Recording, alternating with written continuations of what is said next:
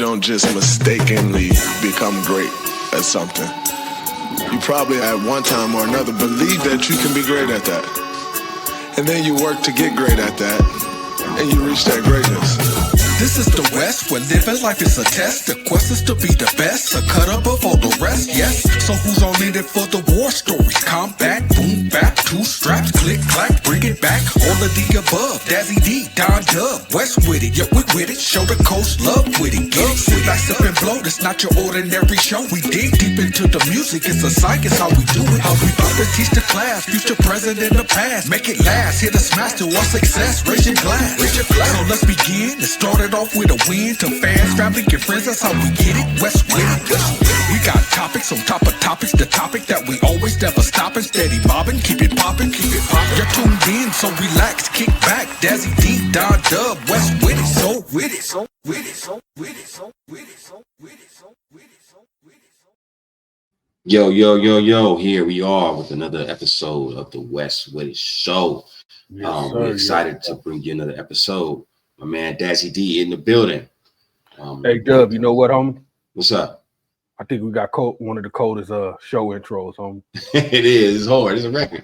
I was talking to you about actually we got to put that thing out, man. Go ahead, make sure everything is the way we want. I think it's banging.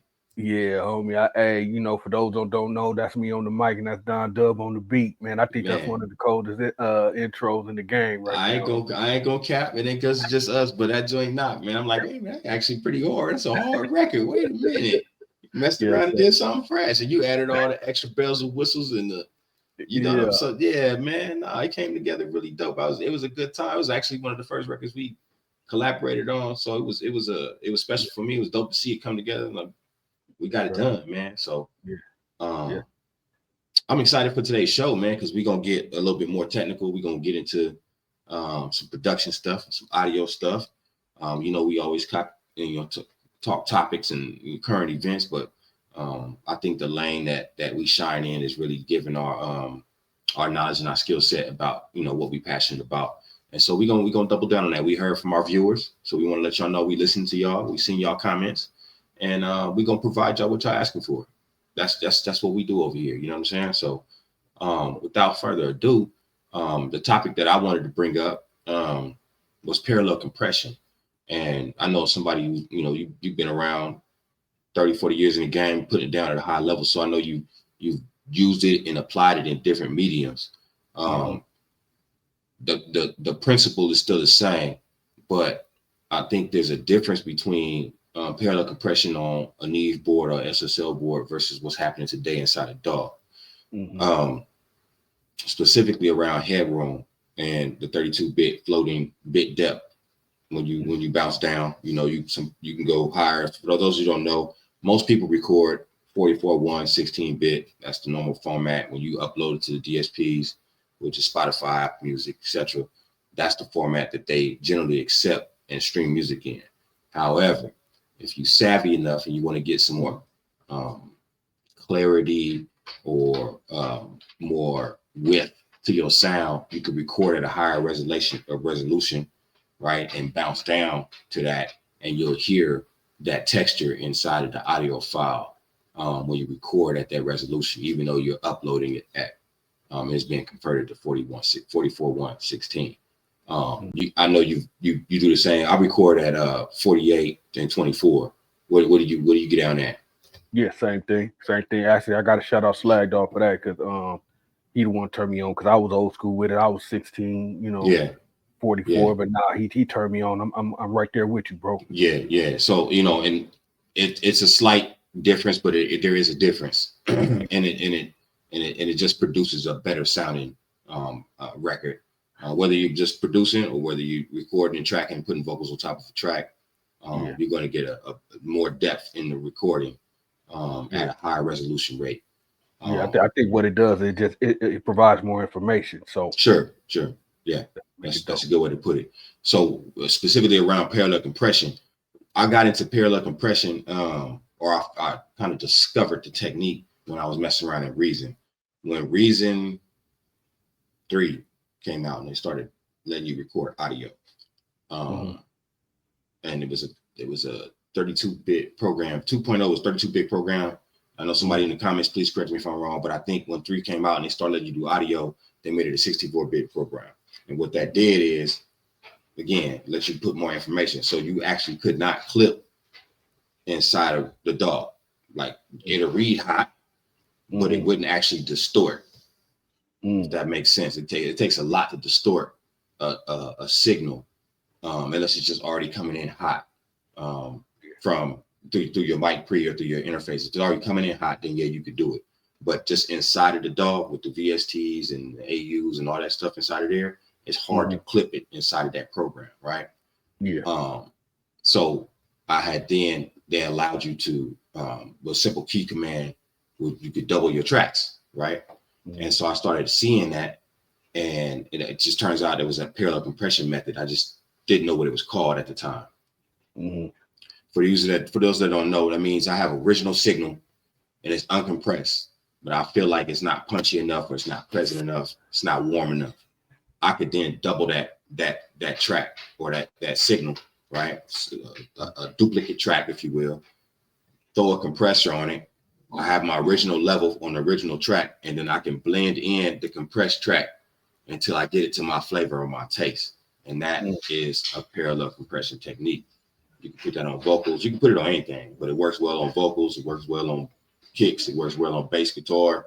If you don't want to over process with a bunch of plugins on that track to get it what you want, you can just parallel compress it, and it's going to give it more presence and more warmth and more punchiness without increasing the overall volume. So it's a great method to get stuff to really peek through or punch through without having to do over processing.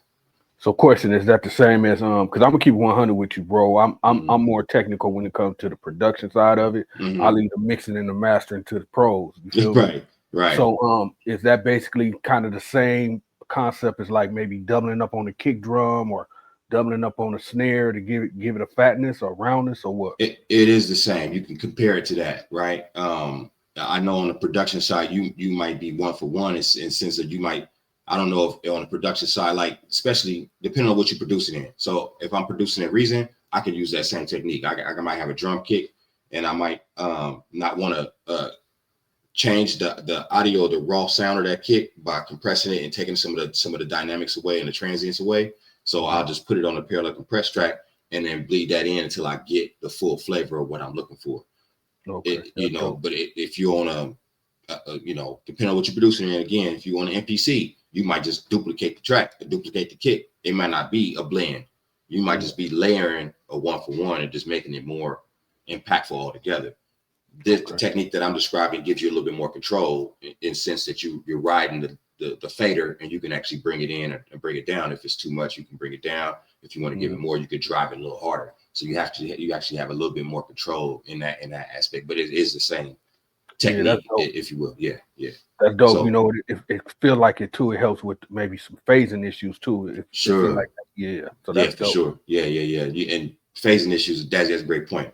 You bringing up phasing. Phasing issues is where you have two signals that are essentially the same, and you'll hear like this wobbliness. It'll be like a wobbliness in the audio signal, and you be like, damn, what the hell is that? Or you have a phasing issue because they identical, whether it be in the signal chain, the processing, or the overall volume, they're the same, and so they're competing for that same frequency and space. So they start to do this. They give you this this sense that they're wobbling. That's the best description I can.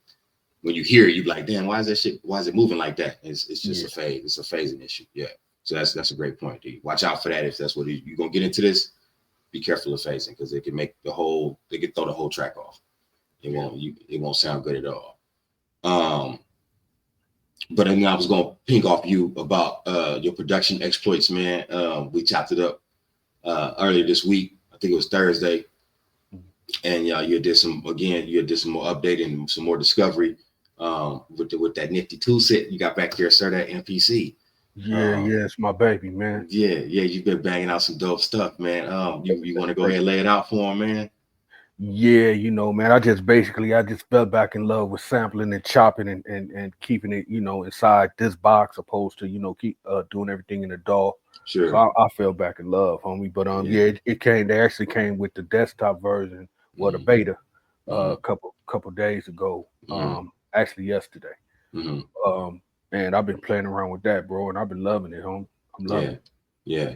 What are some of the improved workflow or potential improvements on workflow with the beta that you see from the previous versions? Well, the good thing about it is they start playing with the 3.0 desktop. They finally released that. That's what the release was for. Okay. So as far as that goes, the if anybody mess with the MPC and they're familiar with 3.0 on the actual hardware on the MPC, now you know they ported that over to the desktop version, and it's dope, man. I mean, you know, they did subtle changes. It's the very first they call it the early bird beta. Okay. So it's like, it's the beta is like really, you know, raw right now. But you know, they did things like now we got VST3.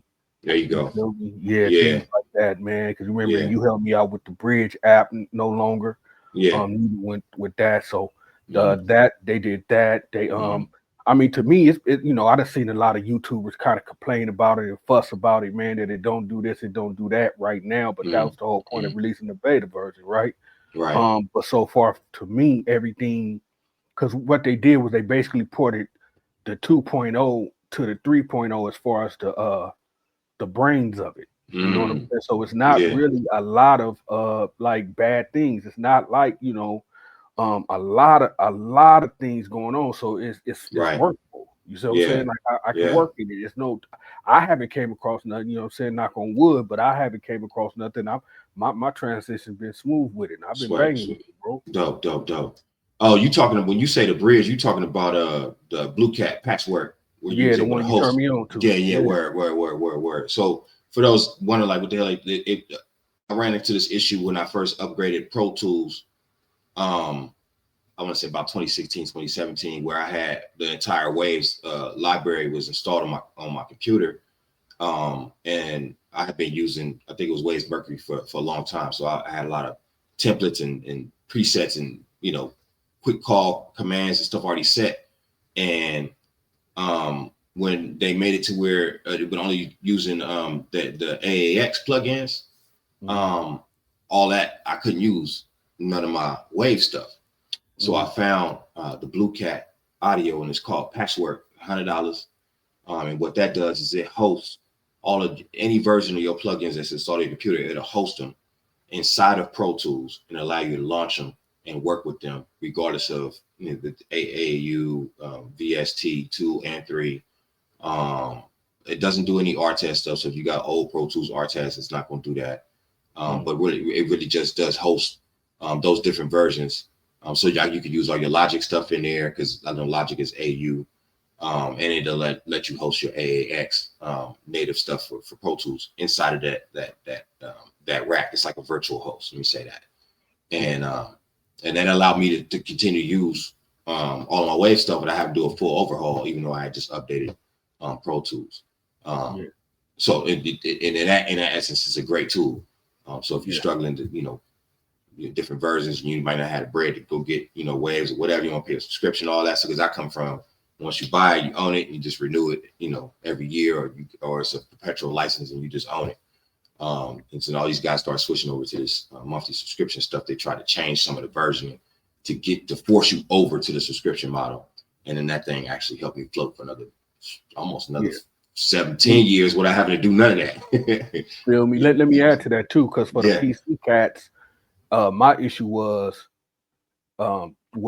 just only the MPC. When they did the desktop version, it wasn't VST3 compatible. So for the PC cats, that particular app that Dubb is talking about, it helps us by being able to use newer VST3s, you know, inside the MPC, which no longer now, you feel me? But that's what it was for. So if you are dealing with an application, a DAW that's not letting you use you know, VST3s, then that's a great app. And if I'm not mistaken, it's like reverse too, right? Like you can use older VS2s. Yeah, too, right? Yeah, you can launch 2 and 3 in there. It'll read both of them. Yeah, and the difference to that is if you know, and me, I'm technical, so I like to dig and see why things are what it just. when they upgraded from 2 to 3, they just moved the folder where it installs on your computer. So it's it knows, 2 is installed like this, and it knows where to look, and it says, 3 is installed here, and it knows where to look, right? And then it's able to host those programs. That's what makes it dope too, because a lot of cats, like myself, right? Like, okay, VST3 is the standard now. So, a lot of companies don't even bother with VST2s, right? Right. See, here's the thing. I got some dope plugins from back in the day that's VST2 that I still use. You see what I'm saying? Yeah. And so that's dope. That's dope right there. Yeah, that's fresh. Does all that. Yeah, I don't think everybody's hip. You know what I'm saying? But I know, if you're hearing what we're saying, Blue Cat Audio, man, go check them out. And they have their own suite of plugins too. They got some dope stuff over there that really sounds good. Compressors, EQs, and stuff like that. They really got some fly stuff over there. So, small company, and they they're affordable. It's not a big buy if you're trying to solve an issue, a technical issue. I got some music news that I want to discuss with you, man. That I know. I'm happy about it, so I know you're gonna be pretty happy about it, man. New York, the legislative council out of New York is pushing it to get a new bill passed for royalty payment. The royalty rate changes, right? And what it is it's essentially going to give you 1 cent per stream, a full penny now, not a fraction. And in that calculation, what that calculation does is, instead of making for every million streams, you make $4,000 on average, as it is right now, depending on your deal, depending on how you distribute your record, when you're going through all that good stuff. But the average is 4,000 for every million, right? What that would do if this changes, this bill passes New York law and it goes into Congress to change federal law, this will make your million streams pay out 14,000. Right? So think about it in the sense of actually trying to survive off of just doing music. It'll make it more easy to attain that, right? Because you could have one track do $1 million and get you 14 grand, or you could have 10 track do 100,000 and you get the same payout, right? But this makes it more attainable to make it affordable living off your creative works. I mean, it's only right, homie. I mean, it's the right thing to do. So I'm kind of curious. I don't know why it's coming out of New York, so I'm going to investigate that. But there's a clip from this music lawyer that's floating around with him breaking it down, and I saw it, and DeMizza had shared it. But if there's ever a petition or anything like that, I'll bring that to people's attention. And if you support creatives, if you understand, if you are creative, if you're trying to live off your music, I think we should get behind this bill and push it. It's been a long time since royalties have made a change like that since streaming has been out. So it actually be a change in the industry and allow people to make a livable wage off of putting their music out and actually seeing some real monthly money coming in to where you like, it makes sense now. You know what I'm saying? Yeah, homie, because I don't know the exact number, man, but I remember maybe about 3 years ago, I did a little investigating with Spotify, man, and it was like, a $52 billion company. You know what I'm saying? So at some point, man, why not break bread? I mean, Right. Come on, man. Right. And I think that brings up another great point that I'm glad you said that, is I don't know what the holdup is, but all the other industries, whether it be actors or movie script writers, they have a union that protects them. And you saw when they felt like streaming was messing with they payday, and they weren't gonna be able to make a living off of writing their scripts and submitting their movie, their screenplays, or just basically acting, they went out and they picketed and they shut the studios down, right? Until the studios were willing to negotiate and come to the table to figure out a new payment based on the new business model, whether it be, Netflix and all these, everybody's got an app, everybody's streaming the movies and commercials and all this good stuff now, right? That's not the same for, producers, artists, musicians. We have PROs, but we don't have a union that will go in between us and the labels, if you will, and stand in that gap and say, look, this is what they deserve for their creative rights. And so there's been talks. I've seen Chuck D do some stuff. I've seen different people try to have meetings to bring us together, try to formulate some type of union. I think that's still in the works. But I don't know why it's taking so long just to get something stood up that we could pay dues to, which would then give them the finances to bring litigation in and then be able to lean on it. Because I know it's about money, because if you go up against, let's just, for lack of better, if you go up against Universal, you got to have some cheese, bro, because they got some of the best entertainment lawyers in the world.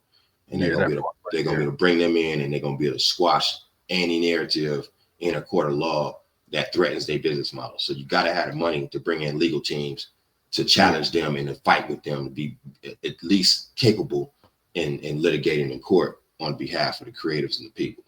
So a union would help us pay dues, which, you know, I'll have a problem with that, as long as the money is being used to help the majority of people that are enrolled and are paying their dues. Then that makes sense. I remember back in the day, and I can't even be more specific. I apologize for this, but I remember, you know, back in the day, it was some type of union I was part of with the music, because I had my medical actually was going through it. Oh, word. Good. Yeah. I just, like I said, I apologize because I can't remember. I don't know if it was writers. I don't know if it was, you know, but it was through music though. I was able to get it. So I'm gonna look into that, and then next time we chop, I'll be more specific.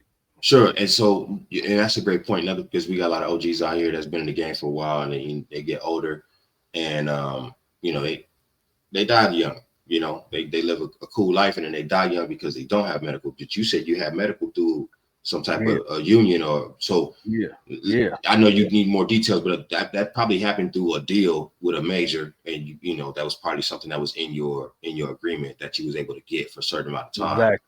Because that's when I was signed to Capital. So sure. So they, you know, they afforded that to you based off your negotiations. Whoever was working with you on that probably was thinking for the future. It's like, my man need medical, all that good stuff. So that was actually dope. And you probably wanted to, out of all the people I do know that we know, you probably one of the first people I heard speak about that publicly, bro. So think about that. You know what I'm saying?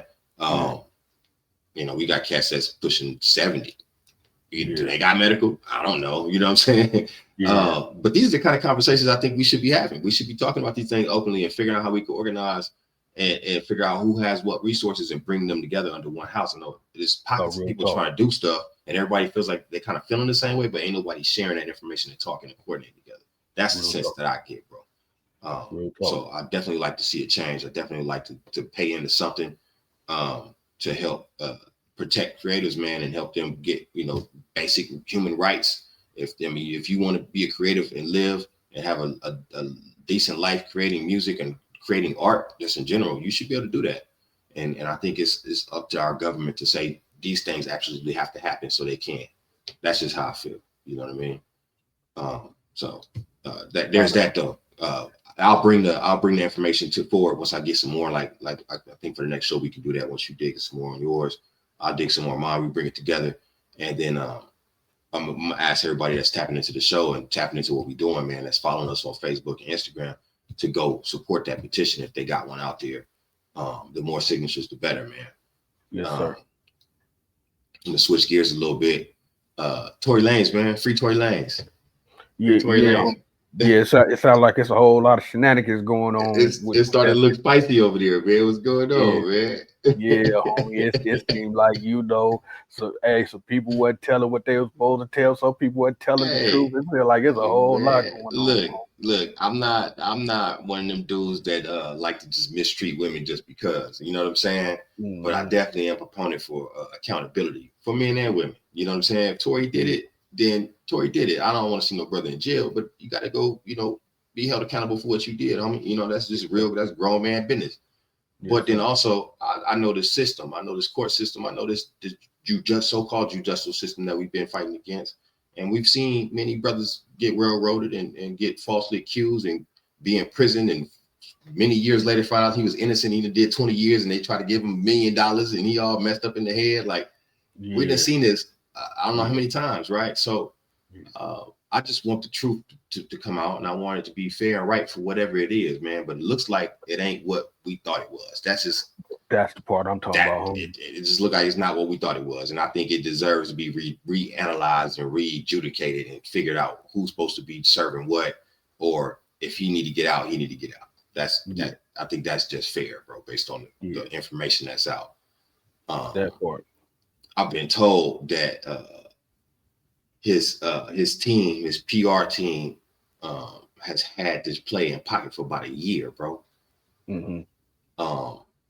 Do you think it's a coincidence that it's being re-looked at after the alleged stabbing? Well, I'm gonna keep one thought with you, man. I haven't dug that deep into the case like that. Yeah. But my take on it is, I think what he's trying to do is he's trying to stick to not being a rat, homie. Sure. Yeah. And I think he's trying to try to make every move around that without him being the one that snitched on the little girl. Yeah, right. I got you. See what I'm saying? Yeah, and it's helping him, but it's hurting him at the same time. Bro, yeah. If you're not gonna rap, which I respect that, you feel me? Mm-hmm. But there's also now you playing the long game. Right. And you depending on other things and other situations and other information. You Yeah. feel me? Yeah. So it is what it is right now. And it's a tough call, man. We being behind that wall ain't no joke, man. So that part. It's a definite risk that he taking, and he putting his life on the line trying to figure it out. So I just be happy for the truth be found out. I'm seeing people in the state legislation posting about it every day, talking about he's falsely been in prison. He got over 300,000 petition signatures.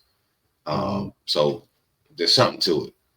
We'll have to watch and see what happens, man. Hey, what you feel about Trump jokingly saying that if they go on and make Puffy sit down, he'll pardon him, homie?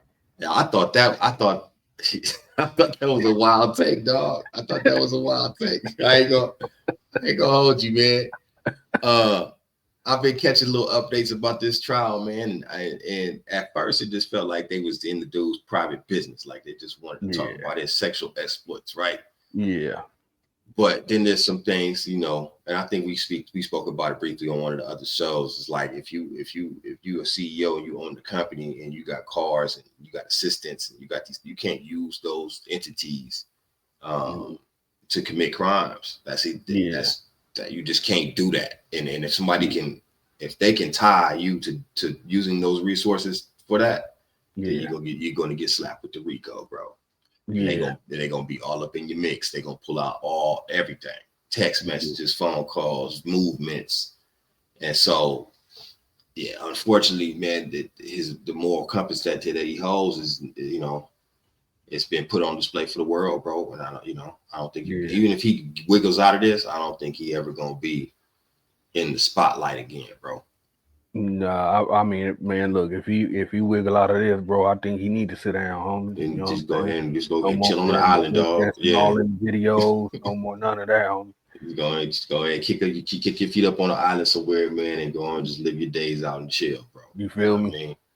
But on the other side of that, it seemed like every time somebody from our culture reaches a certain height and starts talking like they want to empower us, on the level that they're in, where they, multi-hundred millionaires or billionaires, and the dudes start talking like for the people, they get caught up in a cold twist, man. Yeah, no, I see that too, homie. But here's the catch-22 with that, bro. If you gonna stand on your square like that, you feel me? You gotta be right for the people. You gotta, man. It gotta be airtight, homie. Your movements gotta be airtight, bro. It gotta be damn near flawless. You can't. Yeah. You know what I'm saying? Because if you don't put yourself in the crosshairs, bro, you can't wear no bright red jacket. Homie, Sure. Yeah. You gotta be, and it seems like that's how they catch some of the strong ones like that, homie. They find that weak link or that hole in that bucket, homie, and it comes off bad, bro. Well, I think they also know everybody got a thing. Like everybody has something. Everybody got something they do in their private lives that they just don't want the world. Yeah, but even that, keep that closed door. Keep that airtight. Yeah, if that's your thing, homie, okay, homie. But you know, say, look, man, if my boy was running up in the hotel, throw them 100 bottles of baby oil somewhere else, homie. If that's your thing, bro. This is wild. It's just a wild time, man. It's a wild time. The Kid Cudi testified. This is wild. Like, what the hell is going on right there? Come on. Oh man. You had sent me a video, man. Back to the music. You had sent me a video of a I forget the dude's name, but he was a dope producer. And he was looking at a unit on his desk in the background. The spectral analyzer. Yeah. How was you going to apply that to your situation in the studio? Well, actually, I'm in the works of trying to grab one right now, homie. But I think the way I want to play it is I'm finna do a whole little, I know I just did a overhaul, but I'm finna redo that, homie. I'm finna get back into a little more analog stuff. Like so basically what I want to do is I want to run that between my turntable and my cassette player. You know what I'm saying? I'm gonna start tracking out my stuff on cassette, so to get that analog, that warmth. Yeah. So I'm gonna use that analyzer to make sure I'm on point. You feel me? Got it. Okay. All right. So you're gonna go to tape. You're gonna go to tape and come back. Come back to digital. Yeah. So it's gonna be DA. It's gonna be DA AD back to AD. Yeah. You gonna get that. You gonna try to get that one from that grid. You try to get that. Yes, sir. That boy. Yes, okay. Sir. We're gonna have to highlight that once you do it, man, because I know you go figure it out. So we're gonna check it out once you do it. That's I'm working on it now, bro. Working on it now. All right. Yeah, the spectral analyzer, man. They got different ones. I know that sounds like a super geeky word, but if you're looking for one, that's what you're gonna have to search to find anything that's in that realm. And what it's basically doing is just scanning all the frequency bands, basically like an EQ frame, but it's giving you all the bands, and then you'll be able to see. It's got all the lanes for the bands. You'll be able to see where things is coming in at. Volume, everything, even down to the Q, like how fast it's hitting. So if you're into audio, if you're trying to see a full spectrum, if you're trying to see if your signal's too hot or you're trying to get a better sound, full body sound, spectral analyzer is going to give you the full layout, man. It's going to give you the whole gamut. Yes, sir. They have them on Neves boards. I don't think the SSLs have them, but the Neves have them. And it gives the engineer that's running the board or producers running the board a full spectrum of what's being processed. Keeps your sound fully balanced from low end all the way to top end. That's what you use that for. That part, homie. I mean, that's the great marriage, right? Listening and seeing at the same time. That's what it's about. Again, I think that's why we together, bro. Because you say the thing that I'm thinking that helps me come back and articulate it. So we're going back to listening because the digital helped us see, and I think we found a lot of new creative ways to work. We kind of like it bust the box open in terms of workflow and capabilities, right? But I think when we go back to listening, the foundational pieces that don't really change. You got to have full body, you got to have warmth, you got to have punchiness, you got to have balance, you got to have tone, right? Them things that you can't see. You can't see those things, right? So that comes back to the ear, man, and I think that's what those two together, like you said, produce a solid product, a balanced product, man. Yes, sir. So one of the ways you can challenge yourself if you just grew up in the digital era is get with EQs and get with plugins that don't have a fancy GUI, man, that you want to look at because they're trying to get you to use your eyes. Get with the original stock plugins and challenge yourself in that way. All of this stuff is going to be able to produce a good product if your ear is sharp enough. Yeah, you take time to learn it, bro. You can cook. You know what I'm saying? So in that aspect, let the less tools, the better, until you get to a place where you can consistently do something clean, and then you can get all the bells and whistles and add on and make things easier for yourself. I mean, but that's the reason why I want to run it the way I'm running it, right? Because going to tape, I mean, even though tape is unforgiving, right? Analog is unforgiving. I just want to make sure I'm on point. You feel me? And I think that bridge is gonna help a lot. Yeah, no, and I mean, the stuff that you're doing, it's just gonna add more character. So when you figure it out, it's just gonna give it that. It's gonna give it it's gonna give you some grit, some sonics that is gonna be like, oh, this makes sense because of the style of music. So I'm actually excited to see you pull it off, man, and dig into it and see what you produce based off of it, man. because I don't know the word. It's not a lot of people that will take that risk. Yeah. Especially at their home studio. People aren't going to take that risk. Actually, it's more time consuming. You got to consider it in your signal chain. I mean, you got to be willing to take care of that portion of it in terms of signal processing, right? But the end result is like, who else got that sound? That part right there, bro. That's the end result. Yeah. When I saw Quick was running all API stuff, DJ Quick, that it re-solidified like when you choose your weapons and then you master those weapons, then you can produce something that nobody else has because you double down on something that everybody's like, I don't feel like dealing with that. APIs are cool, they're great, they got great sound, but they're harder to learn because of the way they kind of build their stuff. It's just not user friendly. Like you got to really sit with it and learn the knobs and see what it's. You got to really sit with that. And he got a whole API board, like insane. Yeah. But homie, I'd have seen Quick do so much amazing stuff, homie. I'm telling you, man, Quick is one of them dudes, bro. Yeah. Where, man, I actually and I tell a story from time to time, homie. I remember one time, man. We was at a studio. I forgot what happened. I think the studio we was going to was booked. So Quick had to find another studio to work out of. Yeah. So we went to the studio, homie, and the studio was bomb, right? Quick stood up in the middle of the room while the owner of the studio trying to brag about what they got, what we got, this is what we're doing, this. And Quick didn't say nothing to him. He just looked around the room, homie, and about 5 minutes later, he was like, I want to book it. And the owner was like, great.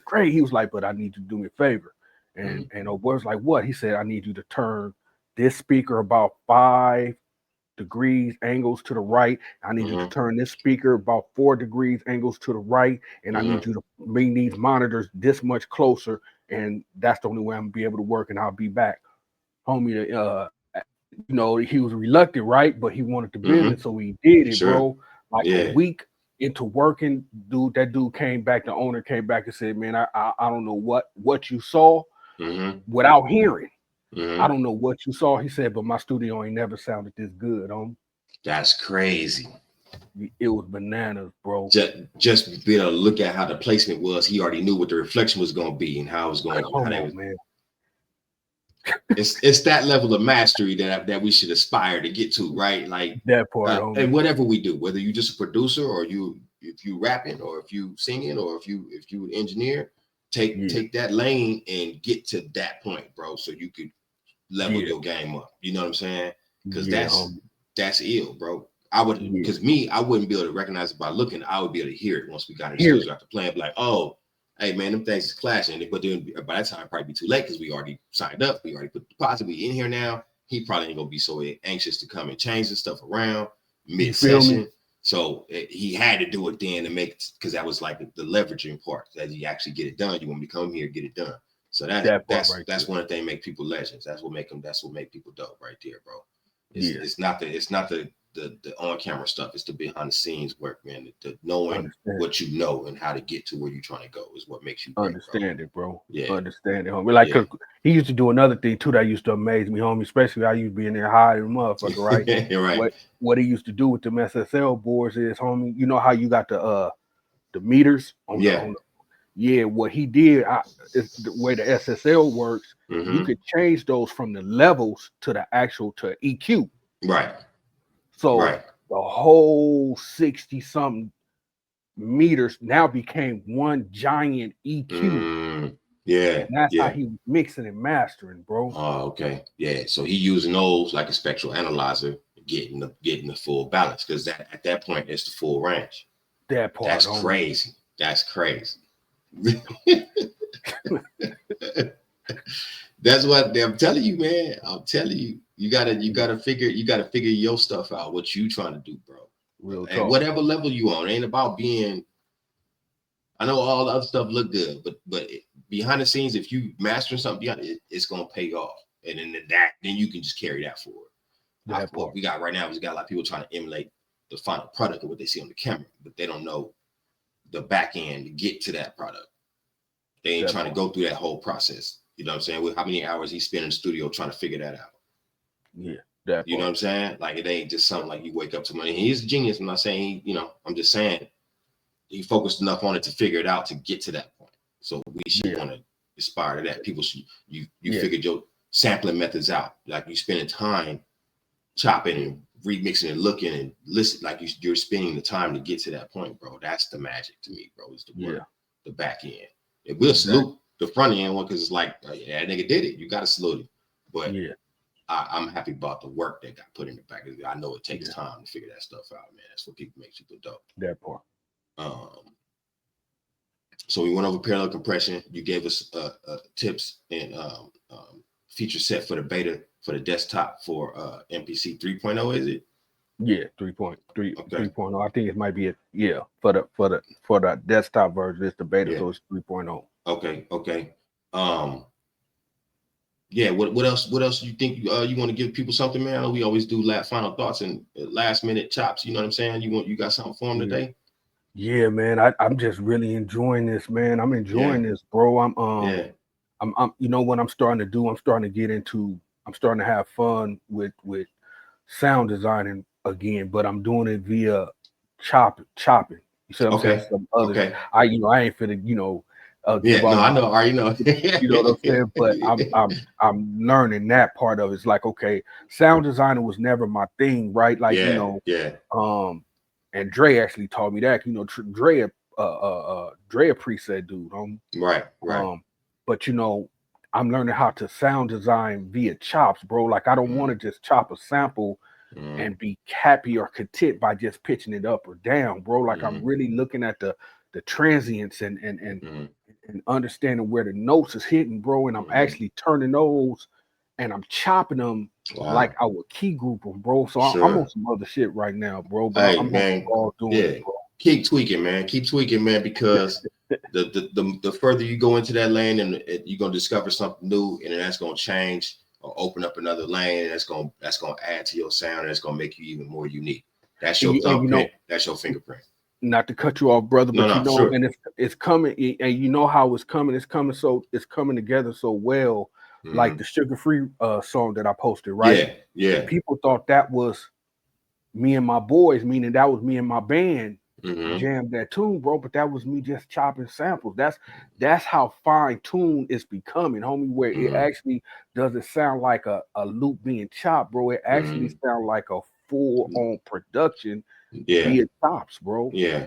When I heard it, I felt the movement in that. So I know what they mean by that. It just sounded like a produced record. It sounded like a record that people produced, right? Yeah. But then when you can say, hey man, I went and picked these pieces and I put them together, then that lends itself to the capability of the technique of sampling. Because now it's like, we didn't have a bass player on this record, but it's moving. It's like it's pocket, so I get you, bro. I get you, and I salute it, man. I see what you're doing over there, bro. I love you, man. I love how you get in, bro. So, when you get to showing, the swords, it's like, okay, D he in his lane, he doing his thing. So it's like keep mashing on that front, man. We're gonna keep bringing that information and keep teaching, because I think that's what we'll get excited about, man. We're gonna get back to trying to uplift and give you knowledge that we have. And impart it with the community so that y'all can take the parts that apply to you that you want and you can uplift yourself.